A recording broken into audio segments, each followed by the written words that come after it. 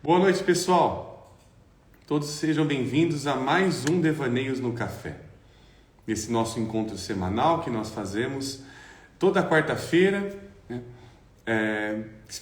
Nem toda quarta-feira nós fizemos aqui no SEI, mas o nosso lar aqui do Devaneios no Café é aqui no SEI de Campinas, que fica na Avenida Doutor Quirino, 1856.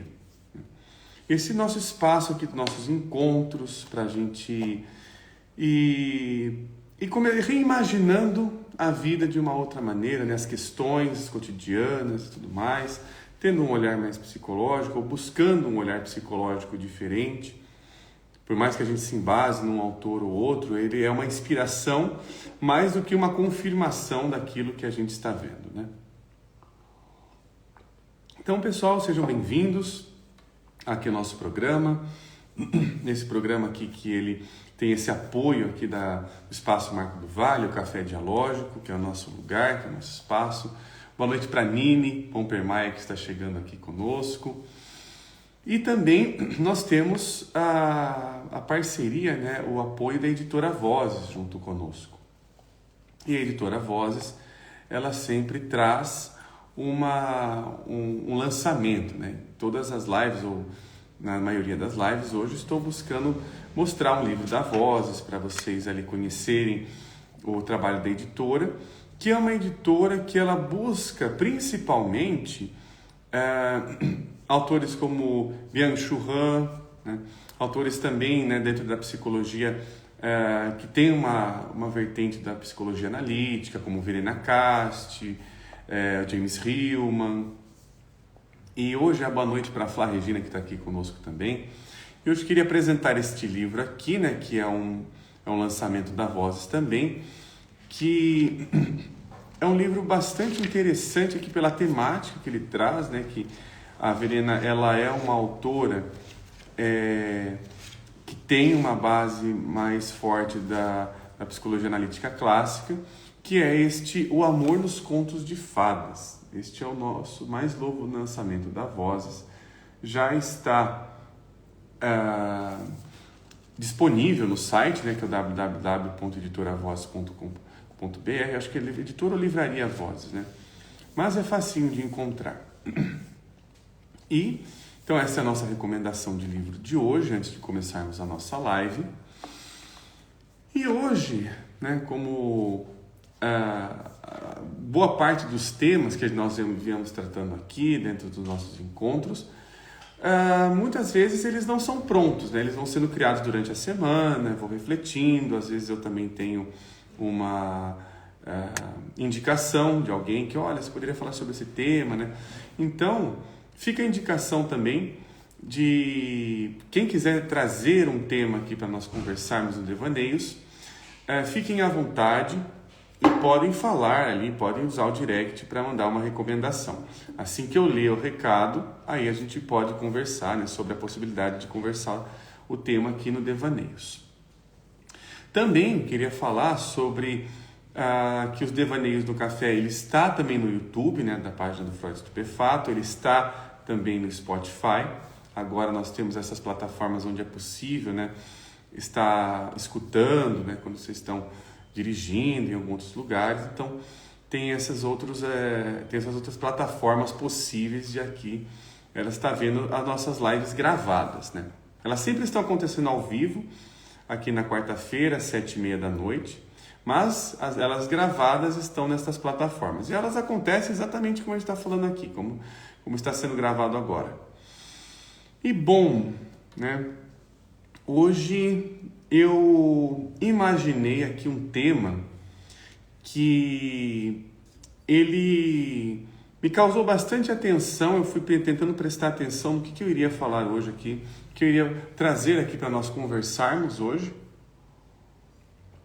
E algo que eu fui percebendo é um tema que ele precisa talvez ser um pouco mais discutido até, ser um pouco mais difundido.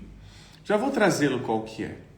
Mas antes, até tem a ver com o nosso tema, eu vou trazer aqui que na semana que vem, quem tiver interesse, eu estarei fazendo um seminário na semana que vem, no domingo, eu acho que é no dia 19, agora se não me falha a mente, 19 de maio, né?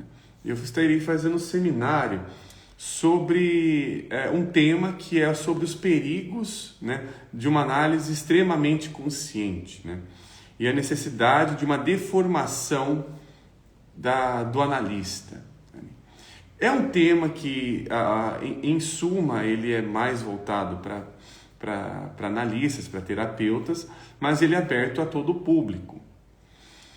E este tema que eu vou trazer, né, essa necessidade dessa deformação, só aqui antecipando também algumas coisas que serão tratadas no seminário, é que essa deformação, ela é diferente de simbolização. Nós estamos muito acostumados até a entender que para que alguma coisa ela seja tratada terapeuticamente, ela precisa ser simbolizada. E a deformação, ela vai para um outro caminho, até talvez um caminho mais interessante e um caminho, quiçá, autônomo, né? Que é dos objetivos de uma análise. Bom, dito isso, né, fazendo aqui um merchan, que deu boa noite para quem chegou aqui agora, que está dando boa noite, a psicóloga Rosilene Gomes. Boa noite, psicóloga Rosilene Gomes. Deixa eu ver se alguém mais deu boa noite aqui. Boa noite, a Regina já tinha falado boa noite. Então, o pessoal que estiver entrando, vamos conversar sobre um tema hoje. Eu vou começar com esse tema com uma bela de uma provocação. Eu vou ler esta provocação, mas a leitura não tem algo diretamente vinculado ao tema, porém, ela vai conversar muito bem com o tema que eu vou trazer hoje. Boa noite para o Júlio Gomes, que está chegando aqui conosco. Boa noite, Júlio. Pessoal que está chegando aqui ao vivo. E, bom, então que raios de tema é esse, né, que eu estou comentando, que vocês até agora não disse? O tema hoje que eu pensei é sobre acolhimento, tá? Eu pensei em trazer este tema aqui para nós imaginarmos ele. Fiz um grifo de uma leitura aqui, que ela não tem diretamente a ver com o tema, mas ela vai conversar realmente bem com este tema. Eu ressalto isso novamente, porque para falar de acolhimento, é importante a gente também perceber que algumas coisas que parecem, mas não são acolhimento, né? Parece, o tal do parece, mas não é, né? Quando você vai aprofundar, você vai ver que é outra coisa que está ali, né? Quando você vai tirar a casca, você percebe que ali talvez não tinha uma ferida, mas tinha outra coisa. Enfim, aqui devaneando um pouco. Mas a referência a qual eu vou utilizar, eu vou ler um pouco aqui, tentando fazer alguns comentários, é do livro que a gente tem usado agora nas nossas lives, né? Cada live a gente vai usando um livro base, que a gente vai tentando comentar, que é o Revendo a Psicologia, do James Hillman. Este livro aqui meio grossinho, que é um livro de seminários do Hillman, né? A gente já fica comentando sobre ele, né? Várias lives sobre a importância desse livro também para a psicologia arquetípica. Eu vou ter que fazer algumas pontuações também, tentar não ser muito teórico, porém é necessário fazer algumas pontuações em relação à psicologia que ele está trazendo, tá, pessoal? É uma psicologia diferente da qual se ensinada em diversos lugares. Claro que nem todos, mas na maioria deles, né? E aí eu vou trazer o motivo disso. Eu vou trazer uma questão que o Hillman ele coloca aqui na página 152 e 153 dessa edição da editora Vozes, que inclusive esse livro está esgotado, infelizmente. Eu acho que só tem PDF dele, se conseguir achar. Mas nessa parte aqui, ele está falando sobre negação. Aqui ele está dizendo os 3 estilos mais comuns de negação que existem sobre um discurso que não é um discurso que afeta a alma. Não é um discurso que conversa com o mais profundo em nós. E aqui ele vai dizendo um pouco nessa parte, ele vai dando exemplo, né? Inclusive era algo mais recente na época dele, que era da psicologia humanista, e ele vai pegar ali um autor, que é um autor bem famoso, acho que todo mundo aqui que estudou psicologia ou estuda psicologia vai reconhecê-lo de alguma maneira, não só psicologia, mas outros cursos também, porque ele tem uma teoria ali da pirâmide de Maslow, né? A pirâmide de Maslow é aquela pirâmide ali das necessidades, né? Que está no topo da pirâmide e tal. Então é um desenho que visa o topo ali, né? Se você tem essas coisas, você vai conseguir um topo. E o Hillman faz uma crítica aqui no livro em relação a essa psicologia dos cumes, dos picos, né? E ele vai explicar o porquê. Ele vai ali discorrer a necessidade de até mesmo os perigos que essa psicologia nos traz. E aí, claro, ele vai se aprofundar mais nisso, mas eu não vou ler o capítulo inteiro, porque senão vai ser uma live só disso. Então eu vou trazer a provocação aqui, né? Então ele vai começando aqui a colocar esses cumes maslownianos e deixa eu ver aonde eu começo. Aqui, na página 152. Aqui ele vai dizendo, altitude, aqui está no meio do parágrafo. Altitudes e picos nada dizem da pessoa que está passando por eles, pois podem ocorrer também em psicopatas e criminosos, podendo nada ter a ver também com a criatividade ou maturidade. Os objetivos de Maslow, né? Ou seja, quando a pessoa está toda ali, ela tem... É a pirâmide das necessidades de Maslow, né? Essa daqui que ele está se referindo. Que quando você tem as necessidades básicas supridas, elas vão ali aumentando, elas visam o pico. Qualquer manual de psicologia, inclusive é uma pirâmide, né, que ele desenha, né? Só para o pessoal que quiser fazer a referência, vai conseguir encontrar fácil no Google. Qualquer manual de psicologia da anormalidade testemunha o fato de que o próprio patologizar pode produzir picos. Roubo cleptomaníaco, incêndio piromaníaco, sadismo, profanação grave. Tudo isso pode produzir alegrias estáticas, de êxtase. Bombardear e atirar de baioneta também, assim como assisti-los na televisão.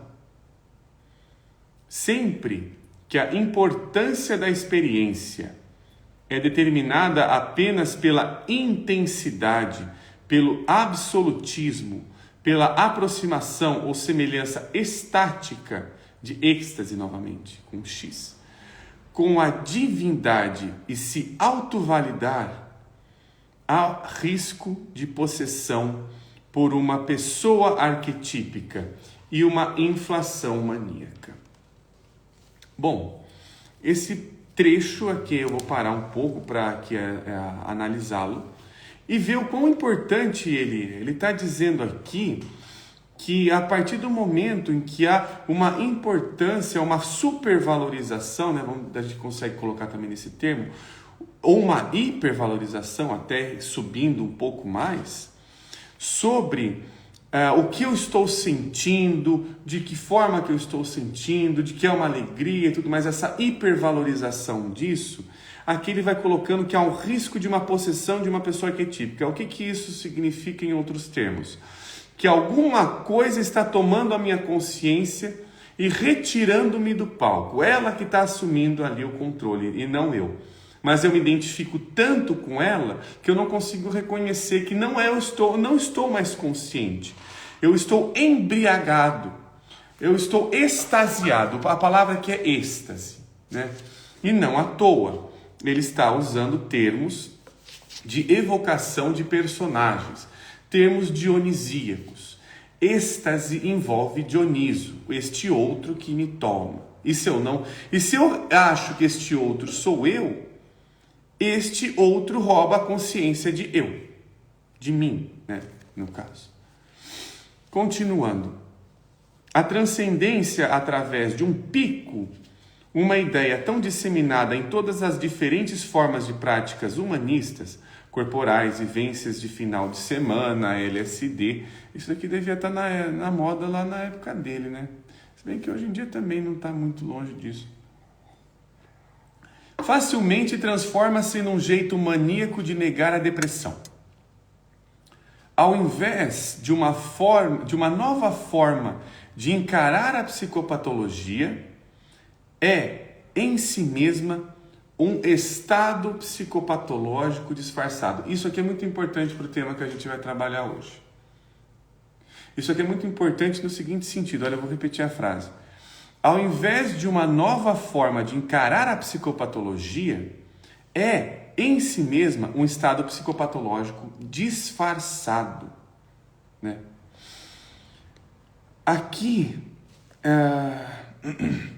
é como se ele estivesse dizendo aqui que ao invés de nós entendermos, de estarmos aonde o sofrimento nos coloca, né, aonde o pathos nos leva, ao tentar vencê-lo, ao tentar curá-lo, eu não estou fazendo um reconhecimento da minha patologia. Eu estou a serviço para que ela continue existindo cada vez mais, para que ela continue atuante cada vez mais. Olha que forte isso, né? E aqui ele continua.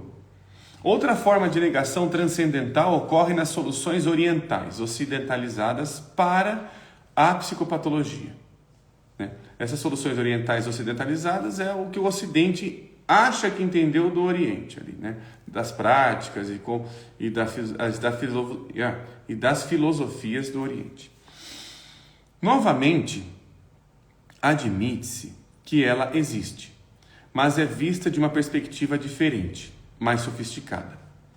Nossas patologizações nada mais são que parte das 10.000 ilusões que encontramos em nosso caminho pela vida. Uma aparição que pode ser um tormento ou um pedaço de carne ao qual pagamos nossa dívida.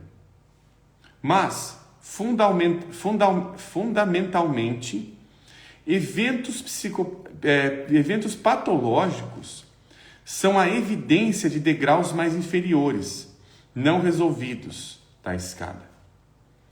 Nosso caminho deveria passar a seu largo. Medite, contemple, exercite-se através deles e para sair deles, mas não permaneça ali em busca de insights. Analisá-los nos leva para baixo, rumo à fragmentação, para os pedaços, funções e complexos do homem parcial, para longe da totalidade e da unidade. Tá, preciso fazer uma pequena pontuação de que esse trecho aqui ele está sendo irônico, tá? Aqui o Hillman irônico, porque ele está dizendo aqui que então essa tentativa ali de transcendência, de nirvana, que o Ocidente entende do Oriente, né? Ou acha que entende novamente do Oriente, é uma tentativa de unificação. É uma tentativa de totalidade. Essa totalidade entendida como um centralizado. Qual é o problema disso? E aí que eu entro na parte que eu ia falar sobre a crítica, né, a visão crítica que o Hillman tem, que a psicologia arquetípica tem em relação à psicologia analítica tradicional.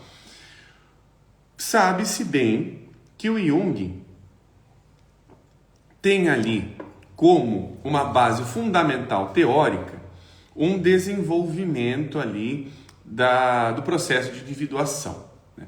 O processo de individuação que passa pela persona, sombra, ânima e ânimos e ruma para o self, né? É um desenvolvimento progressista olhando dessa maneira. Claro que ele não é só isso, claro que tem outras complicações aí ao redor.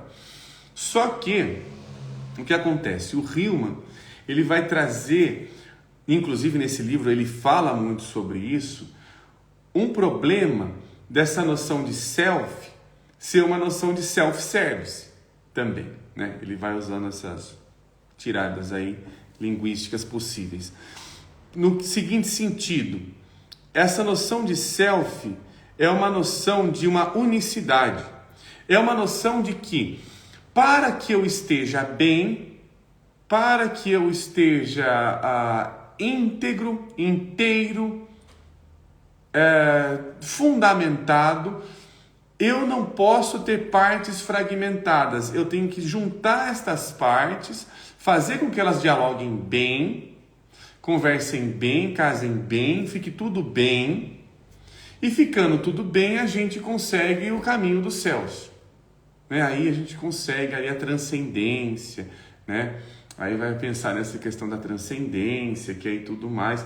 E que isso ele vê que é uma problemática, porque isso, né, isso é uma negação da onde a alma está. E ele vai ser enfático, ele vai, inclusive, ali beber mais de Bachelard em relação a isso, que a alma está nos vales e não nos cumes. O que isso quer dizer? Para que eu encontre aprofundamento, eu tenho que ir para baixo e não para cima. Para cima é outro caminho. Necessário também, não quer dizer que ele seja necessário, ele é necessário, porém não é um caminho de alma, não é um caminho aonde eu consiga ter uma ligação, um aprofundamento sobre as coisas. Eu não converso com as imagens, elas estão num outro nível. Ele vai falar bem sobre isso aqui, inclusive, deixa eu ver.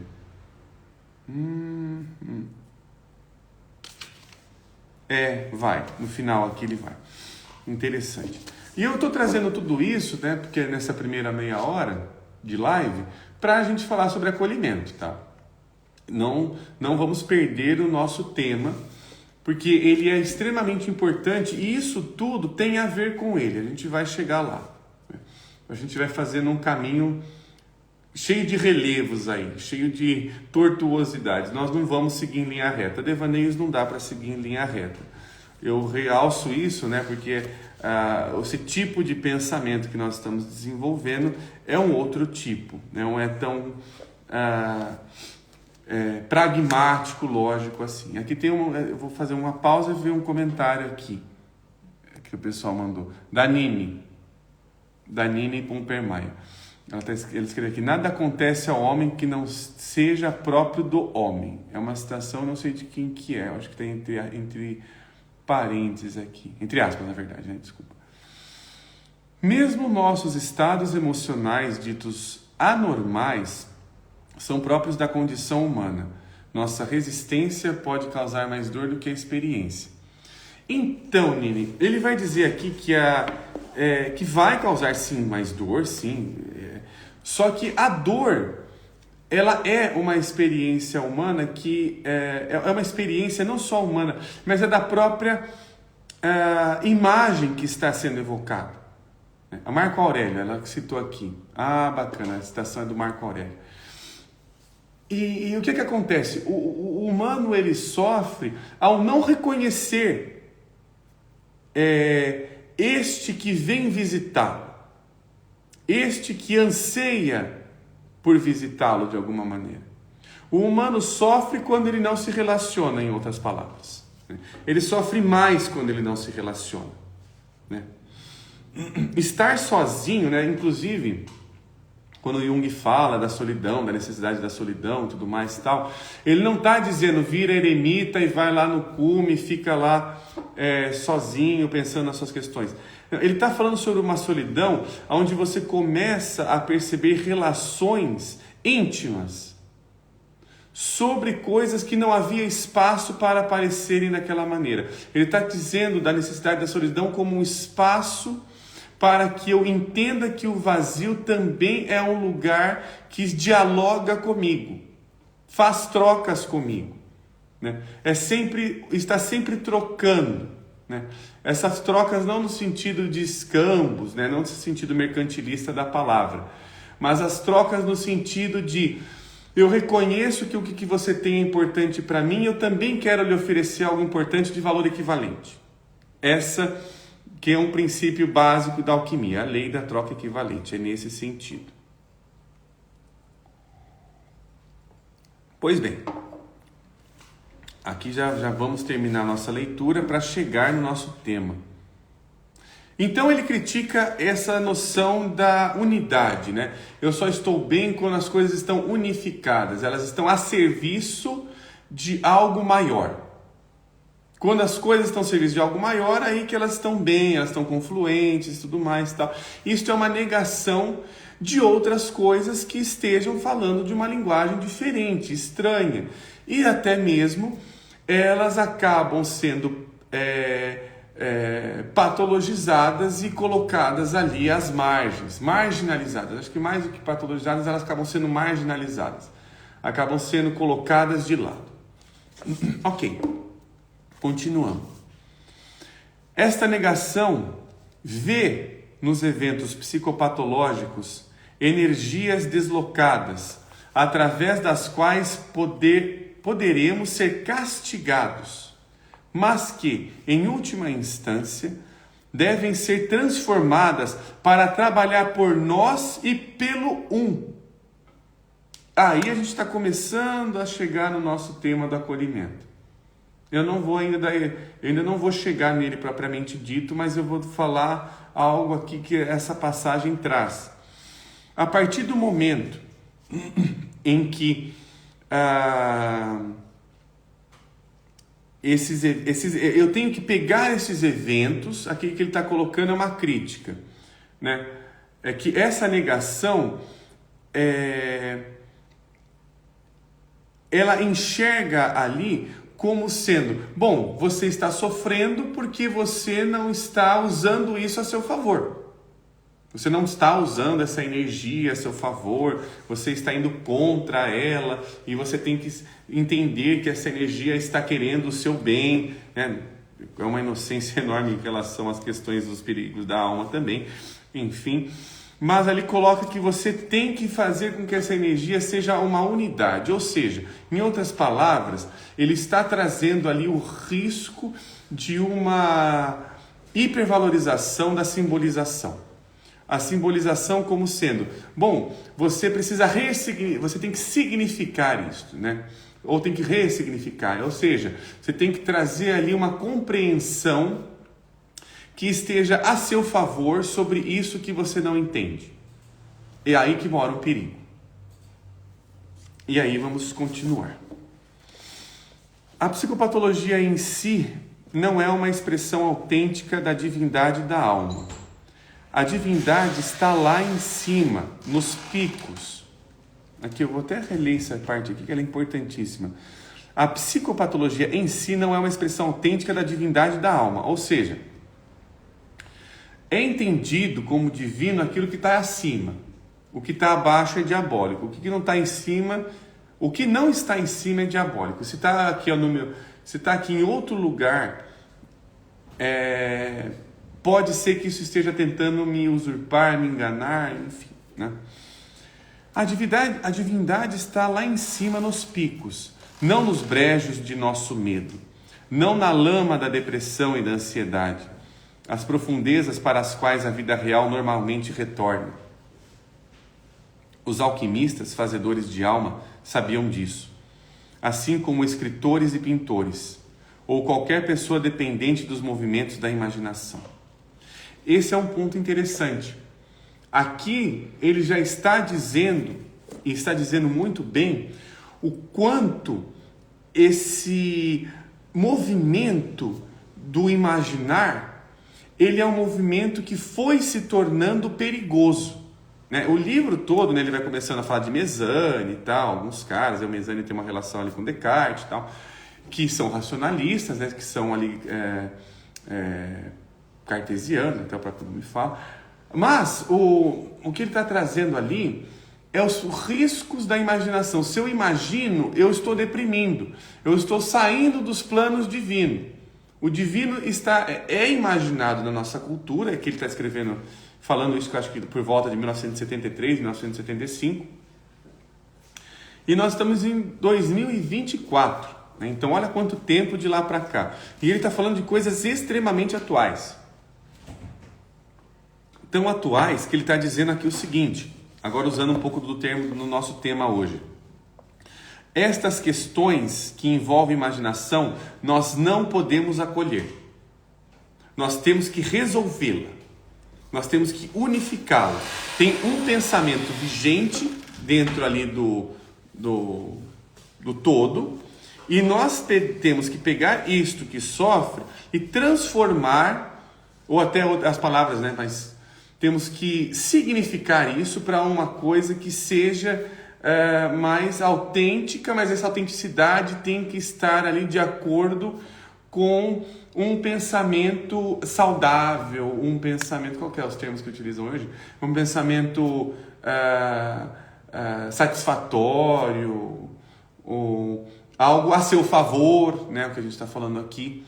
E ele está colocando que isso é um risco. Por quê? Porque aí eu perco a noção dos riscos da alma, dos riscos dos meus próprios desejos, e eu começo a exacerbá-los, e isso é patológico.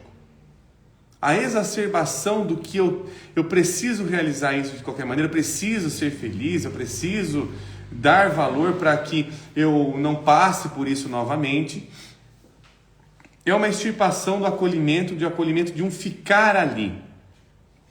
Vamos também colocar que a perspectiva do acolhimento é ficar ali.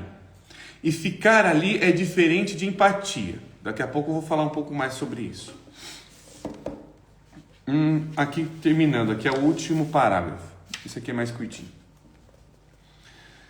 Se a divindade está em nossa libertação dos obstáculos e não em nossas inibições, queixas e comportamentos grotescos, então a transcendência oriental não olhará para a patologia em busca de entender o que está entrando em nós através dela, perguntando que porta está aberta para a alma através de nossas feridas.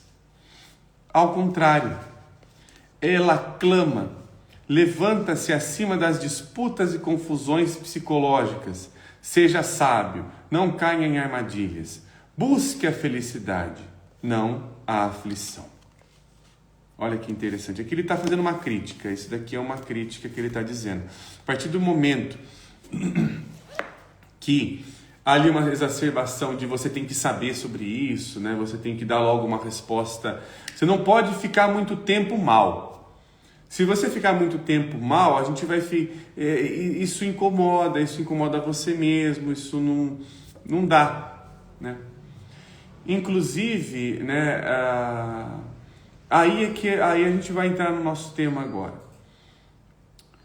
O acolhimento que nós estamos aqui nos referindo, que é estar ali, fique ali, quer dizer que alguma coisa aconteceu ali que não foi uma vontade minha. Aconteceu alguma coisa que eu cheguei ali e falei, esse lugar aqui eu não conheço, esse lugar aqui é estranho. Só um minutinho que eu vou ver aqui o comentário da Nini Puppermeier. Nosso ego resiste a acolher o estranho, não? Sim, né? Tem mais comentário, mas eu vou responder esse primeiro. Sim, o ego é o que faz cidades, né? E para fazer cidades eu tenho que colocar limites, né? Quem tem limite é município, como fala a brincadeira ali jocosa, né? E o ego é aquilo que em nós faz cidades. Então são questões que o ego precisa lidar com isso de alguma forma, né? O ego ele precisa ali, ele entende que ele precisa, para que ele consiga lidar com toda essa polis dentro dele, né? Com essa consciência dentro dele, ele precisa organizar.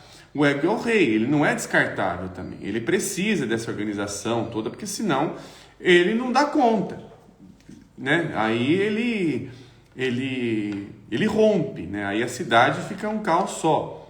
Então o ego em nós é algo que é muito similar àquilo que em nós faz cidades, aquilo que em nós governa as cidades também, né?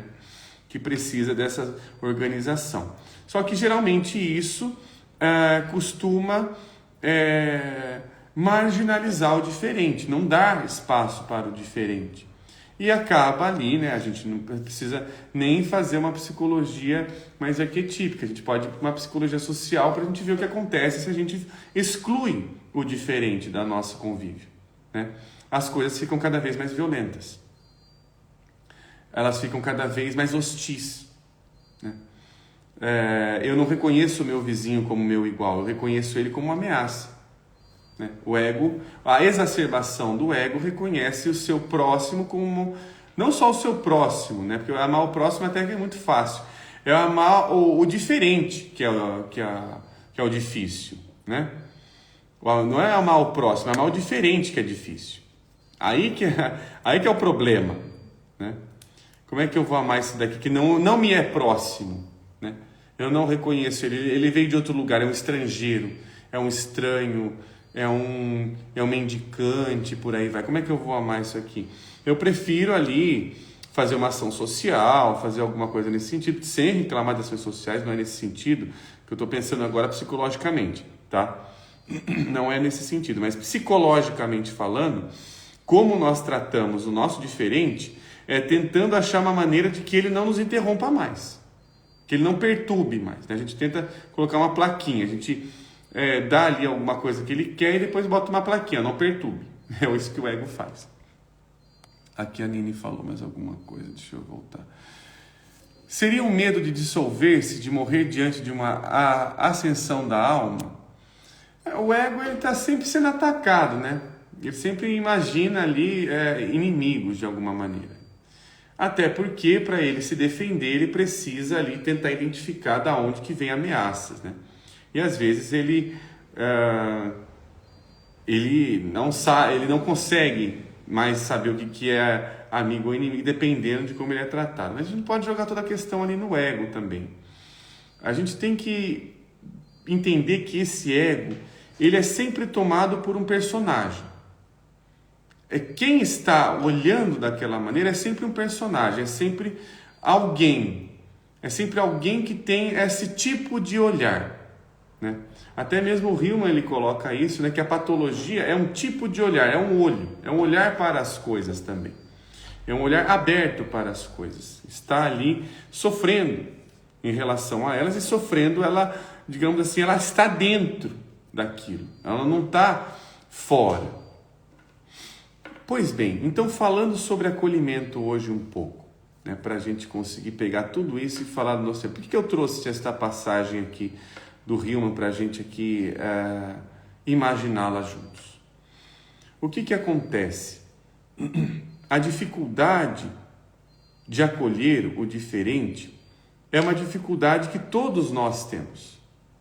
Todos nós passamos por essa dificuldade. O problema é quando a gente não reconhece mais ela. A gente não reconhece que... E o diferente não é só aquele que eu estou ajudando e tudo mais. Tá? O diferente pode ser tantas coisas. Um sonho que eu não quero lembrar porque ele me incomodou. Tem algumas coisas desse sonho que é melhor esquecer. E o que a alma entrega, se a gente não tem interesse em olhar, realmente é esquecido. Às vezes aí tem várias coisas que podem ser mais impactantes também e tal. Mas o acolhimento, ele vai para o seguinte sentido hoje que eu quero dar ali uma esfera, uma visão em relação a esse acolhimento. É no seguinte sentido.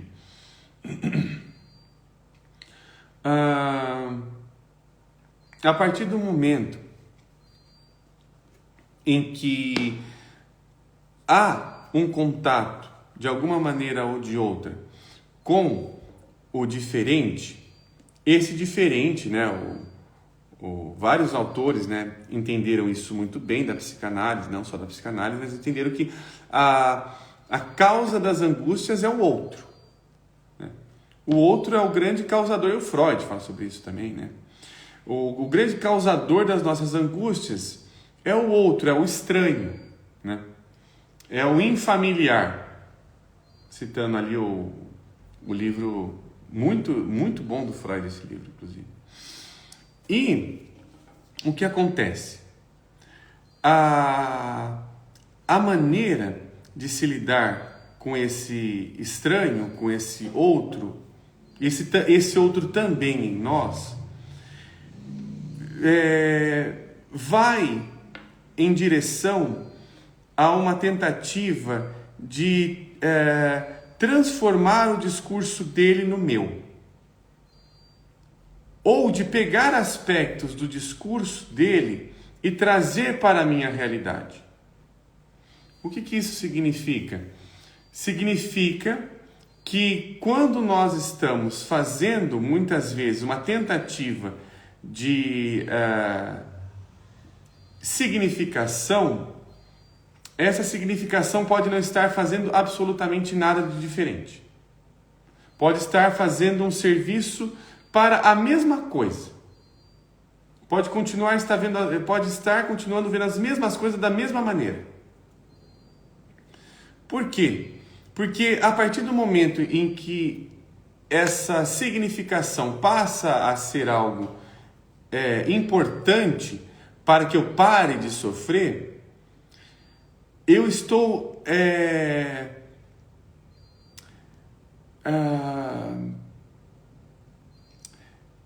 fazendo um trabalho para que as coisas continuem do meu jeito.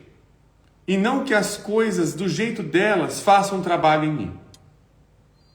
Façam um trabalho elas têm que fazer o que elas precisam fazer. Eu impeço esse trabalho de acontecer. Por quê?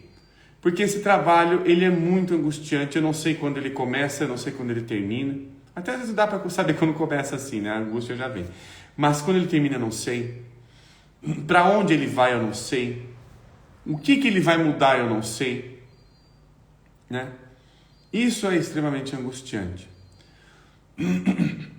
E o que acaba acontecendo? Nesse sentido, a significação, né? Não estou indo contra ela novamente, estou só falando dos riscos que há de uma exacerbação dela. Mas o que acaba acontecendo é que ela continua a serviço daquilo que já foi formado, a serviço daquilo que já está pronto. Ela não está interessada em nada diferente. Ela só está dando, digamos assim, uma repaginada do diferente. Ela está dando só uma lustrada ali naquilo que é o diferente. Está passando um pano, como fala os termos mais atuais. Isso não é acolhimento. O acolhimento, quando o acolhimento começa a fazer efeito, ou quando ele é o próprio efeito em si mesmo, ele faz um processo que é o da deformação. Acolher e deformar são coisas que acontecem simultaneamente. É que eu não trouxe aqui um livro do Hillman, mas não vai precisar também, porque qualquer coisa eu lembro a história de cor e salteado. Mas o Hillman, ele sacou uma coisa bem interessante. Tudo o que vinha dos pacientes era um sonho, era um personagem ali que a pessoa queria ali resolvê-la logo de cara, né, para ela não ter ali mais problemas e tal. Ele entendeu que se eu conseguir aproximar a pessoa do personagem, esse personagem deforma a forma como a pessoa está colocando. Mas como é que é essa maneira de deformar? Ela traz ali quem está sendo quem. Essa deformação, ela diferencia melhor algumas coisas. Aqui eu não vou me aprofundar muito nisso, porque isso também vai ser o tema do seminário que eu vou dar no domingo. Mas, trazendo ali a necessidade da deformação, só para fazer um pequeno resumo, em suma, essa deformação é a capacidade da própria psique criar algo diferente, por si mesma, não é entregue. Né? E até eu ia comentar sobre a questão da diferença entre acolhimento e empatia. A empatia, ela pode ser inclusive uma forma de disfarçar acolhimento. Por quê? Porque a empatia é aquilo que a gente supõe que a gente está sentindo que a outra pessoa está sentindo. Puxa, deixa eu me colocar ali no lugar do outro, né? Só que se colocar no lugar do outro, você vai com a sua consciência habitual. Você não está entrando em outra consciência. A empatia não coloca em pauta a uma outra consciência, porque a outra consciência está sofrendo. Entende-se que eu preciso ser empático com a outra pessoa porque ela está sofrendo. E ela estando sofrendo, isso é indigno para ela. E aí quando eu entendo, quando eu olho o que ela está olhando, puxa, eu sinto o que você está sentindo, tal. Isso não é bem acolher. Tá? Acolhimento é realmente ali, num sentido não tão literal assim, mas o acolhimento é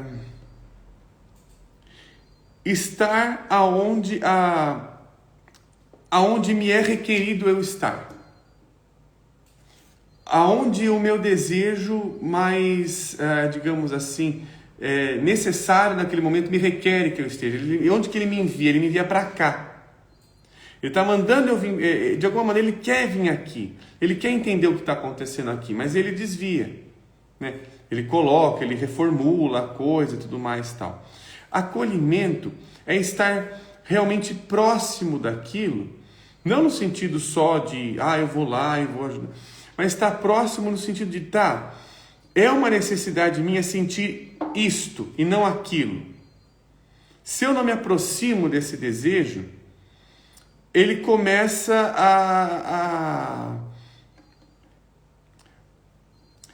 os desejos sofrem quando nós não os escutamos. Eles têm o seu próprio sofrimento. Eles... É que nem aquela história lá do Jonas com a baleia. Ele tem que estar ali, mas ele não quer ir para lá. E aí a baleia vai lá, né, e começa toda uma tempestade e tal, e ele entende que a tempestade ali é uma questão dele, que ele tem que ir lá, e aí ele se joga no mar, né? E a baleia, digamos assim, o engole, mas o engolimento que ela faz é um salvamento também, no mesmo sentido. E ali dentro da baleia, né, que é interessante, ele passa um tempo dentro da baleia, ele começa a refletir a necessidade dele estar naquela cidade. Era uma necessidade dele, né? Era um chamado divino, tal. Ele reconhece esse chamado divino através das coisas, e aí a baleia joga ele lá na cidade. Aí ele é encaminhado ali, né? Claro, a gente tem que ler isso como uma metáfora, né? A gente tem que ler, inclusive, a história de Jonas como uma metáfora. Esse é um problema também. Se a gente lê algumas coisas psicológicas como um aspecto histórico apenas, né, a gente não está sendo nada psicológico, né? A gente não está acolhendo, inclusive, a própria forma da alma falar sobre si mesma. Ela tem um outro discurso, que não é o discurso factual. Ela não se interessa por esse discurso factual. Ela se interessa por um discurso que vai através da verdade. E a verdade é aquilo que lembra o que eu sou, aonde eu desejo estar, como esse desejo aparece, que ele é um desejo em movimento, ele me coloca em movimento de alguma forma, ele me localiza melhor. Então, acolher é localizar-se também, nesse sentido. Quando eu acolho, eu começo a perceber aonde eu estou. Puxa, aqui é escuro. Ao invés de eu tentar iluminar o escuro, eu começo a perceber que talvez o escuro tenha a sua própria forma de ser enxergado, ou de se enxergar, ou até mesmo de trazer um aspecto sobre si mesmo. É uma maneira de se relacionar. Então, trazendo isso para aspectos até mais clínicos, né? A partir do momento em que o analista está muito interessado em como ele vai solucionar o problema que o paciente está trazendo e tudo mais, essa escuta está desgarrando, está se deslocalizando, está saindo do que ele está sendo trazido pelo paciente. A partir do momento que fica uma preocupação de, puxa, mas você fez isso para que isso melhorasse, você fez aquilo para que isso melhorasse, quando fica muito preocupado com essa questão da melhora, de novo, trazendo o livro do Hillman, há uma preocupação em levar o paciente para cima. e não de dignificar que é digno ele estar ali embaixo também, ou que ele precisa estar ali embaixo também. Por algum motivo, a psique dele levou ele ali, para que ela pudesse, de alguma maneira, dizer o que está acontecendo com ela, o que está acontecendo que ele não sabe sobre si. É o que nossos sonhos nos mostram, né? Sempre que nós estamos neles, estamos lembrando deles, estão dizendo, olha, você não sabe isso aqui sobre você. O sonho é fantástico por conta disso, porque ele está ali interessado, não é na realidade no sentido factual aí no caso, mas na realidade no sentido imagético. Como é que isso está sendo visto? Quem está vendo isso em você? É uma menina que chora aos prantos numa margem de um rio? É um vendedor de sapatos que está tentando me acessar, está tentando trazer alguma coisa ali, só que ele fala tão alto que eu não consigo prestar atenção no que ele está dizendo, né? Isso tudo, se a gente for descrevendo, narrando esses personagens, estando interessado neles, em outras palavras, acolhendo, né? Acolhendo de colocar ali ele para dentro de alguma forma, de não só colocar para dentro, mas perceber que ele está dentro de mim de alguma forma. Se ele está sendo sonhado, ele está dentro de mim de alguma maneira. Como é que isso está me enxergando? Está me enxergando como uma ameaça, como uma possibilidade, como uma oportunidade? Então todas esses personagens, essas figuras, estão falando sobre mim de alguma maneira, e elas estão, de alguma forma ou de outra, passando para mim não o que aconteceu ou o que vai acontecer, mas o que está acontecendo todo dia. O sonho não está ali só prevendo a Mega Sena, pode ser que aconteça isso também, mas ele está dizendo algo mais presente em relação àquilo. Se eu estou sonhando como quando eu era criança, numa fazenda, tal, isso não está falando de, sei lá, eu tenho 34 anos, de uns 20 e, sei lá, 5 anos atrás. Posso até exagerar um pouco mais, mas não está falando de 25 anos atrás. Ele está falando de agora. Esse sonho está falando para você agora. E esse eu criança, esse eu que está lá na fazenda, ele está vivendo isso agora, de alguma maneira. Acolher isso é entender, tá, o que em mim está vivenciando isso, como você estivesse nesse lugar que foi há 25 anos atrás, como essa criança está vivendo agora. É olhar para ela. Ela está vivendo, ela está viva, né? Viva no sentido psicológico da palavra, né? E aí, deixa eu ver, tem um comentário aqui, uma pergunta. Tentar criar sínteses com esses aspectos. Aqui a pergunta de quem? Do Júlio Gomes. Então,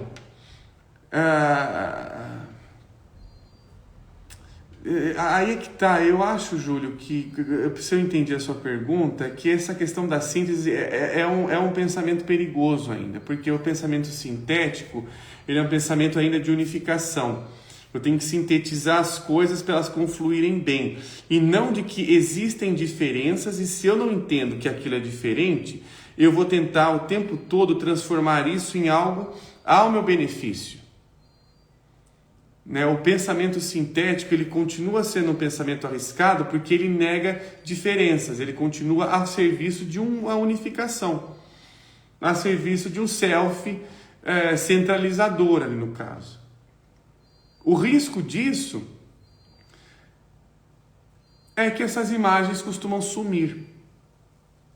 Elas costumam, então eu não vou aparecer mais aqui. Claro, mas elas podem sumir daquela forma, mas podem aparecer mais adoentadas de outra. E geralmente costuma acontecer isso, né? Ou até mesmo, né, uma maneira de estar sofrendo é uma maneira de que as coisas estão extremamente bem. Aqui o Júlio está falando, considerando que o sonho é um modelo de compensação, aí talvez essa busca do self.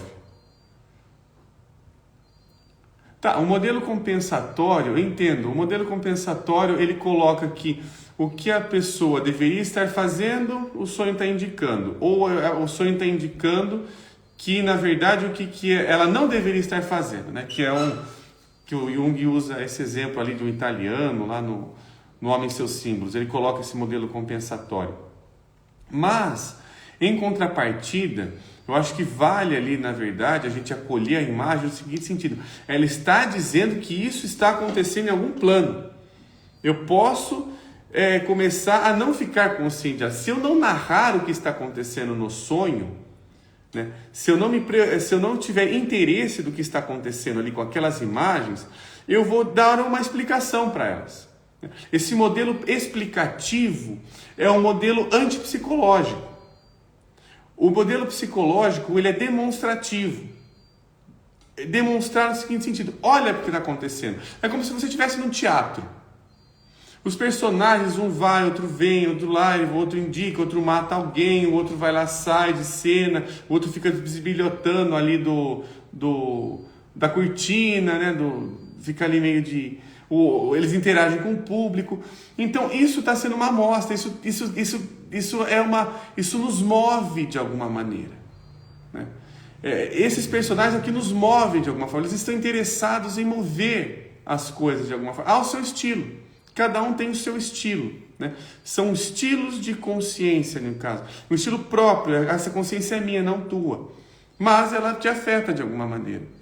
Deixa eu ver, tem algum comentário aqui. Então, e aí é que está. Você está comentando, Júlia, da questão da interpretação. A gente está tentando trazer aqui no Devaneios uma outra forma ali, que é uma questão de uma demonstração. Ao invés de tentar explicar o que está acontecendo, porque o modelo explicativo ele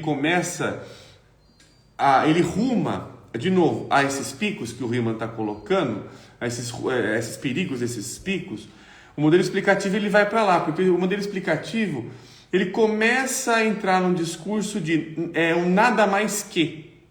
Isso daqui que você está sofrendo é um nada mais que isso daqui. Ah, ufa, que bom, então não preciso mais pensar sobre isso. Então, ele é um modelo que ele expurga, ele está interessado, na verdade, em tirar, em limpar as coisas no sentido de não sofrer mais, de não afetar. Melhor de não sofrer, de não afetar. Isso não vai te afetar mais se você explicar muito bem como isso funciona e por aí vai, né? O risco disso é que não estou dentro da linguagem do outro. Ele continua inconsciente. O outro é sempre um campo demonstrativo. Olha o que está acontecendo. E quando você olha, você é afetado. Quando você escuta uma música, ela vai afetar alguma coisa em você. O ritmo, o som, a sintonia, a melodia, todo o conjunto ali, ele afeta, né? Aqui a Regina perguntando, então seria mais como o sonho me faz sentir? Não exatamente, pelo que eu entendi, não exatamente porque eu ainda estaria preocupado demais do que eu estou sentindo e não do que está sendo apresentado para mim. Quando eu estou preocupado muito com o que eu estou sentindo, eu ainda estou preocupado ainda se isso me faz bem ou mal, tá? Ainda estou preocupado, não, isso aqui me faz bem ou me faz mal? Ainda costuma ir para essa direção. Mas o que isso está me mostrando sobre si? O que isso está dizendo sobre si? É realmente se interessar pela narrativa da coisa. Acolher deixa eu ler este livro aqui, deixa eu ficar com essa pessoa aqui e deixa eu ver o que ela tem a me dizer, né? E depois trazer a racionalidade. A racionalidade é uma ilusão, né? A racionalidade é uma bela de uma ilusão que a gente criou e a gente está aí já há séculos sem conseguir sair dela. Né? Não sair dela, né? Mas ela nos deixa sem saídas, é melhor dizendo nesse sentido, né? A racionalidade, a saída é para cá, tem que ir para cá para as coisas ficarem bem. Aí é um problema, né? Ela não diversifica as saídas, né? Nem sei se tem saída muitas vezes, pode ser que não tem, né?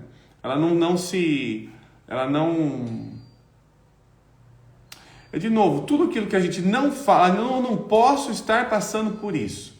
A gente está sofrendo mais. A gente não percebe, mas isso é um sofrimento invisível, né?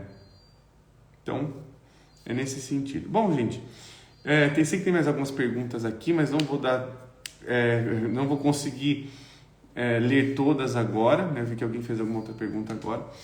Mas eu queria passar aqui, né? Eu queria aqui devanear, como é o nosso costume de todas as lives, um pouco sobre essa temática. E estamos terminando por hoje, nos vemos semana que vem. E se vocês tiverem alguma dúvida, né, pessoal, que tiverem, olha, eu quero que continue tal tema, eu quero que a gente converse sobre esse tema e tal. A gente sempre está o mesmo horário aqui no SEI, nas quartas-feiras, às 7h30 da noite. E o encontro também acontece aqui ao vivo, né, no SEI de Campinas. Quem quiser dar uma passada aqui, inclusive postei um story aqui falando sobre a exposição que tá passando aqui. Fiquem à vontade, pessoal. Então, agradeço ao pessoal que participou aqui do nosso encontro ao vivo. Também agradeço ao pessoal que está escutando esta live, seja do YouTube, do Instagram, do Spotify. E nos vemos semana que vem. Até lá, pessoal!